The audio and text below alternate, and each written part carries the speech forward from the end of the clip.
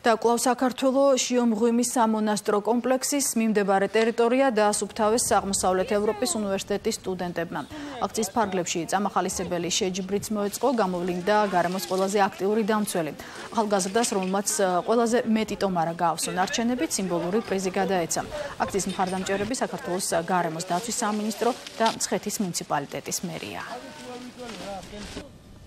დღეს აღმოსავლეთ ევროპის უნივერსიტეტის ინიციატივით გაიმართა დასუფთავების აქცია, რომელშიც სტუდენტებმა ძალიან აქტიური მონაწილეობა მიიღეს. აღნიშნულ აქციაში მხარდაჭერა გამოგვიცხადა როგორც საქართველოს გარემოსა და ბუნებრივი რესურსების დაცვის სამინისტრომ, ასევე მცხეთის მუნიციპალიტეტის მერიამ.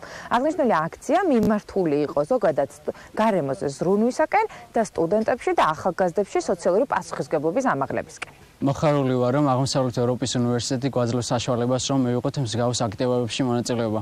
მე და ჩემი მეგობრები ხშირად ვიღებთ მსგავს აქტივობებში მონაწილეობას, დავდივართ სხვადასხვა ტერიტორიებზე, სადაც არის დასასუფთავებელი და ასევე მადლობელი ვიქნებით თუ მსგავს აქტივობებში მიიღებენ სხვების მონაწილეობას.